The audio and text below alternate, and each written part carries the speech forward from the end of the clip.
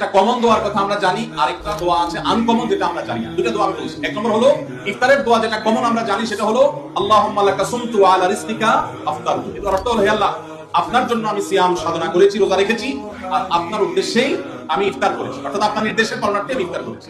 এই যে আল্লাহুম্মা লাকা সুমতু ওয়া আলা রিজকিকা আফতারতু, এটা ইফতারের একটা দোয়া। আরেকটা দোয়া হলো যাহাবা যামা ওয়া বাতাল্লাতিল উরুক ওয়া সাবাতাল আজরু ইনশাআল্লাহ।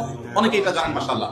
যাহাবা যামা মানে আমার পিপাসা দূর হয়ে গেছে, ওয়াতাল্লাতিল উরুক আমার শিরা উপশিরাগুলো সব সিক্ত হয়ে গেছে, ওয়া সাবাতাল আজরু ইনশাআল্লাহ, এবং আল্লাহ চাহেন তো এই রোজার বিনিময়ে আমার জন্য অবধারিত হয়ে গেছে।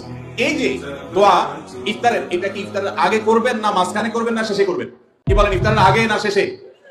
যারা যারা আগের পক্ষে তারা হাত তোলেন, মাশাআল্লাহ। বলো ভাইরা আমার, এই দোয়া ইফতারের পরে করবেন, আগে না।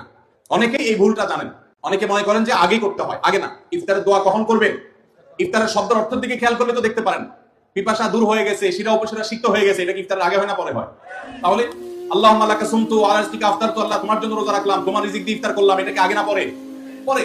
অতএব এটা ইফতারের পর। তাহলে ইফতারের শুরুতে কি পড়বেন? বিসমিল্লাহ। বিসমিল্লাহ বলে যে কোনো খাবার খান, ইফতার খাবেন, ইফতার খেয়ে ফেলছেন, দুই চার লোকমা খেয়েছেন, একটু পানি খেজুর খেয়েছেন, তারপরে দোয়া করতে পারেন। আর চাইলে একদম শেষ করেও করতে পারেন। আর এটা নিজের ভাষায় পড়লে হয়ে যাবে, কিন্তু সুন্নাত হবে, বেশি উত্তম হবে নবীজির ভাষায় পড়তে পারলে, সরাসরি আরবি টেক্সটটা পড়তে পারলে। আল্লাহ আমাদেরকে তৌফিক দান।